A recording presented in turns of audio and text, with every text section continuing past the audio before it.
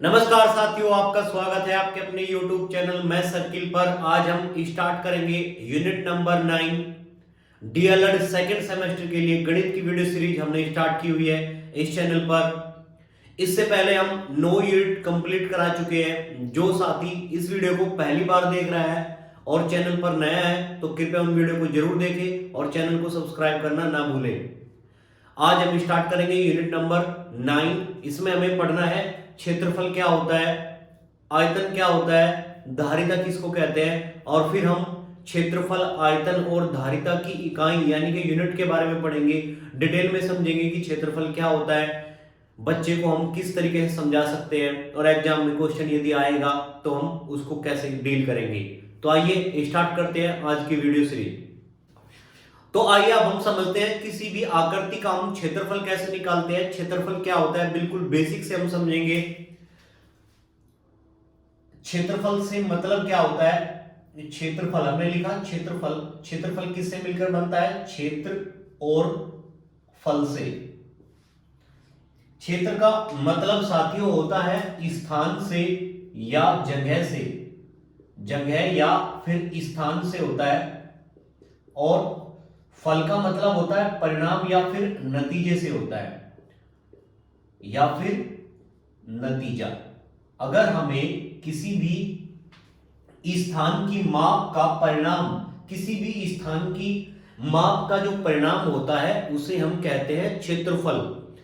अब हम समझेंगे, जैसे किसी भी आकृति का कोई भी स्थान है, हमें उसका माप निकालनी है तो वो उसका क्या कहलाता है, क्षेत्रफल। जैसे ये आपको व्हाइट बोर्ड दिख रहा है, ये भी एक माप है तो इसका हम क्षेत्रफल निकाल सकते हैं। जैसे किसी भी मैदान, वो भी एक माप होती है, उसका भी हम क्षेत्रफल निकाल सकते हैं। अब हम पढ़ेंगे कि क्षेत्रफल निकालते कैसे हैं, इसको निकालने का क्या तरीका होता है। सबसे पहले हमें इस आकृति का क्षेत्रफल निकालना है। आपको यह आकृति दिख रही है, एक आयताकार आकृति है, हमें इसका क्षेत्रफल निकालना होता है। किसी भी आकृति का क्षेत्रफल हम निकालते हैं वर्ग के फॉर्म में। हमारे पास एक वर्ग है जिसकी लंबाई 1 यूनिट है। ये लंबाई इंच में भी हो सकती है, सेंटीमीटर में भी हो सकती है, मीटर में भी हो सकती है। ये हमारे पास एक वर्ग है जिसकी लंबाई, चौड़ाई यानी कि चारों साइडें बराबर है, तो ये हमारे पास क्या है, एक वर्ग है। हमारे पास एक वर्ग है इस टाइप का, ये हमारे पास एक वर्ग है। अब हम देखते हैं ये वर्ग किस तरीके से हमारे आकृति का क्षेत्रफल निकालने में सहायक होगा। हमने माप देखी, ये एक वर्ग है यहां से यहां तक, फिर एक दूसरा वर्ग ये है,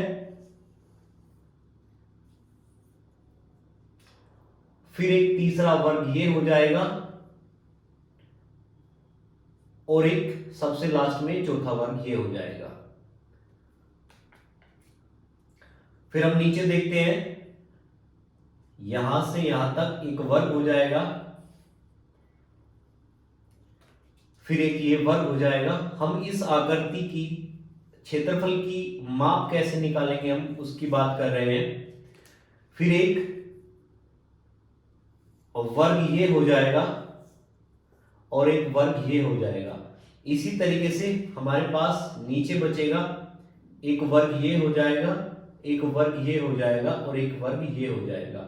हमें इस आकृति का क्षेत्रफल निकालना था, तो ये क्षेत्रफल एक वर्ग ये होगा, एक वर्ग ये होगा, एक वर्ग ये, 3 4 5 6 7 8 9 10 11 और 12 हो जाएगा 12। इस तरीके से हम कह सकते हैं जो ये आकृति है इसका जो क्षेत्रफल होगा, क्षेत्रफल कितना हो जाएगा, 12 वर्ग। अब यहां से प्रश्न ये उठता है 12 वर्ग का मतलब क्या होता है। यदि ये दूरी सेंटीमीटर में है तो हम क्या लिखेंगे, सेंटीमीटर। यदि ये दूरी मीटर में है तो हम क्या लिखेंगे, वर्ग मीटर। यदि ये दूरी फीट में है तो हम क्या लिखेंगे, फीट। यदि ये दूरी इंच में है तो हम क्या लिखेंगे, इंच। तो इस तरीके से हम क्षेत्रफल निकाल सकते हैं। अब हम देखते हैं, ये एक आयताकार फिगर है, आयताकार है, ये यहां से यहां तक 1 2 3 4 यूनिट है और ये 3 यूनिट है। हम जानते हैं आयत का जो क्षेत्रफल होता है हम कैसे निकालते हैं, लंबाई गुणा चौड़ाई, यानी कि किसी भी आकृति का यदि हमें क्षेत्रफल निकालना होता है तो क्षेत्रफल कैसे निकालते हैं, लंबाई गुणा चौड़ाई। तो कितना हो जाएगा, लंबाई 4 और चौड़ाई 3, 4 3 12 वर्ग। तो इस तरीके से हम देखते हैं यहां भी हमारा क्षेत्रफल कितना निकल के आया, 12। तो इस तरीके से हम किसी भी आकृति का यदि हमें क्षेत्रफल निकालना होता है तो हम उस आकृति का क्षेत्रफल एक वर्ग के द्वारा निकाल सकते हैं। अब हम पढ़ते हैं कि क्षेत्रफल की जो यूनिट होती है, इकाई क्या होती है, हमने यहाँ पे पढ़ा क्षेत्रफल की जो यूनिट होती है वो वर्ग सेंटीमीटर, वर्ग मीटर, वर्ग फीट, वर्ग इंच। यानी कि यदि हमारी दूरी जिस रूप में होगी, सेंटीमीटर, मीटर, इंच, किसी भी रूप में हो सकती है, उसका यदि हम वर्ग करेंगे तो वही क्षेत्रफल की क्या कहलाएगी, यूनिट, यानी कि इकाई। हमें यहाँ ये पढ़ना था।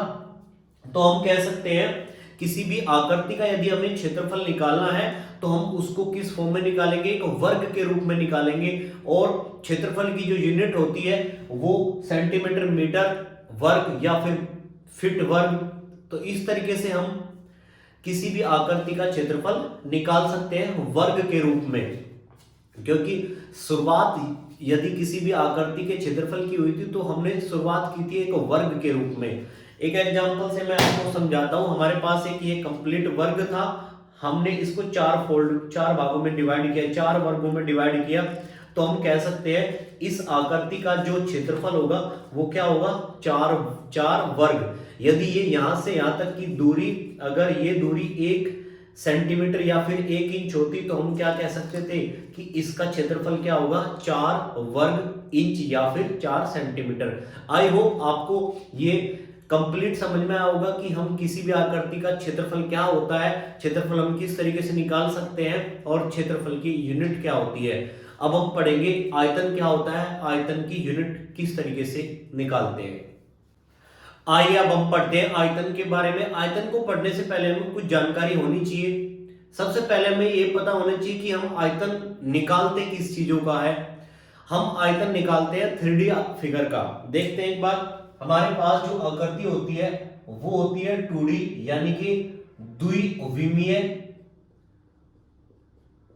द्विविमीय का मतलब ये होता है जिसमें लंबाई और चौड़ाई होती है, और एक होती है हमारे पास 3D, यानी कि त्रिविमीय।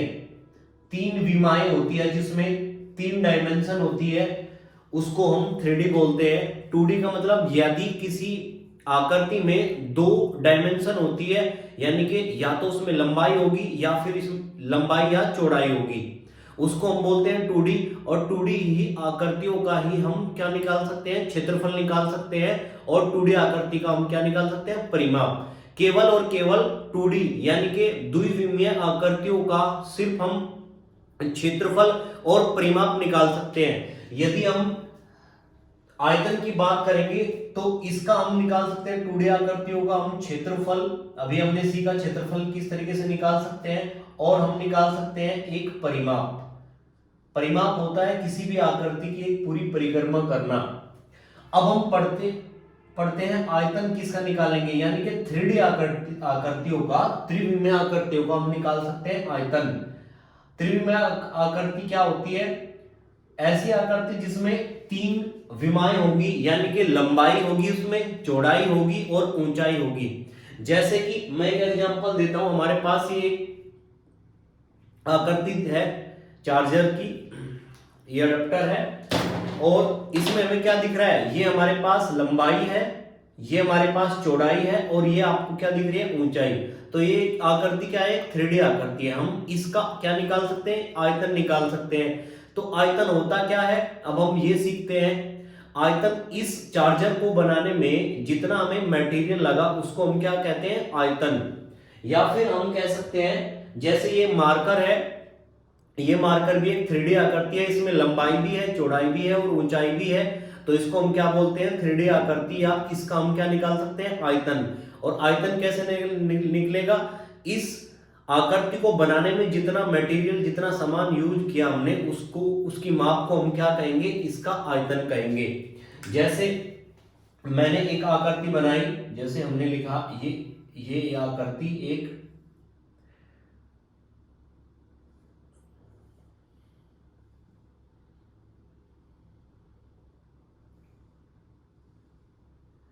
ये आकृति एक घनाभ के रूप की है, थोड़ा ये वर्गाकार लग रही है।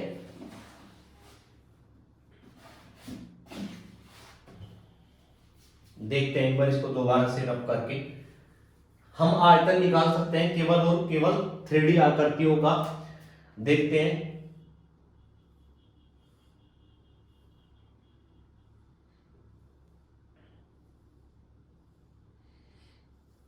ये एक वर्गाकार आकृति है।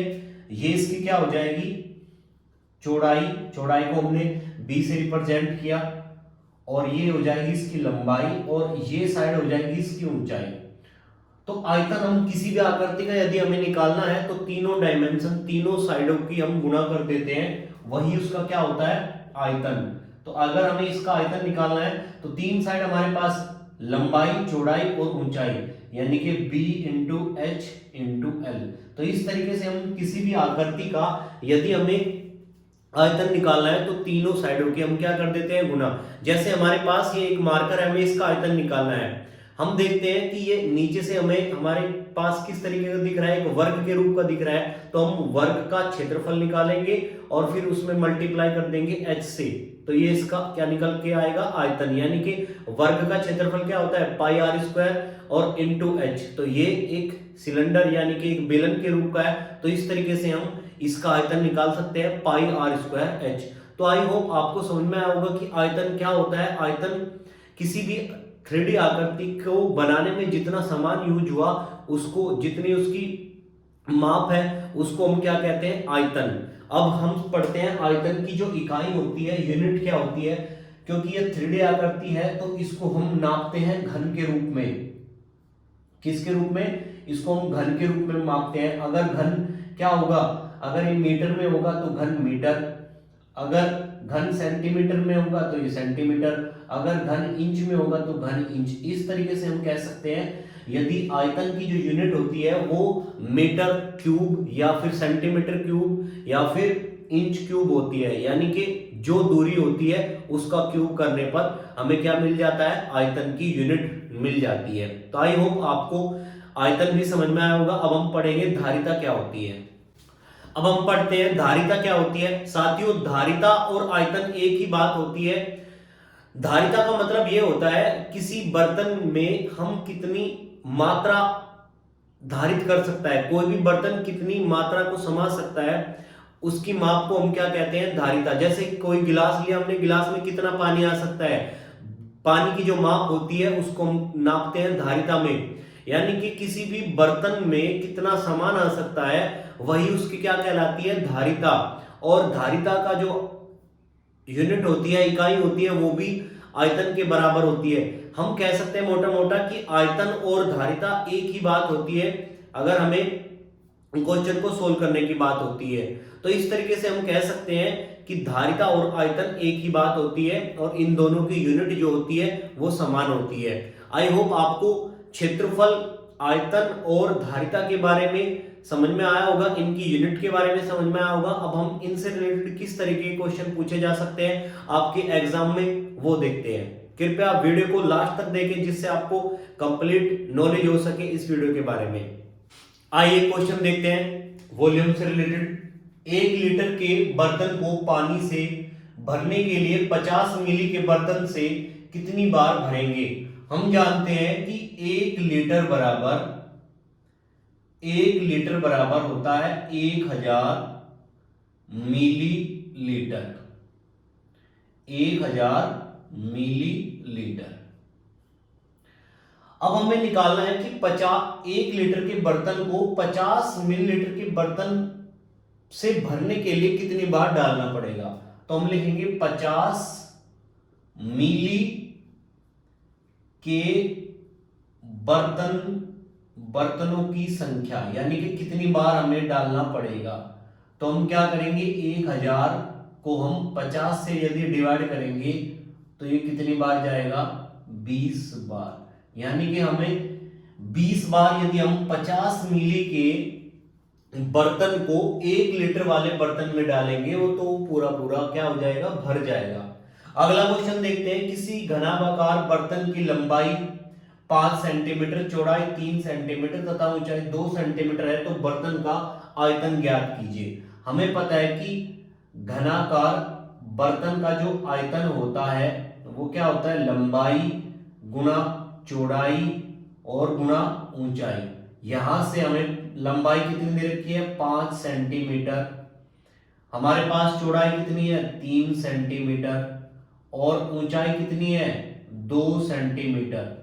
यहां से इसकी गुणा करेंगे, 5 3 15, 15 दूनी 30, यानी कि 30 और सेंटीमीटर क्यूब जो इसकी यूनिट होती है, तो इसका आयतन कितना हो जाएगा 30 सेंटीमीटर क्यूब। इस वीडियो में इतना ही। ये वीडियो आपको कैसी लगी कमेंट बॉक्स में बताएं। यदि आपको ये वीडियो पसंद आई हो तो चैनल को सब्सक्राइब करें और अपने दोस्तों के साथ इस वीडियो को जरूर शेयर करें। मिलते हैं अगली वीडियो में, तब तक के लिए जय हिंद जय भारत।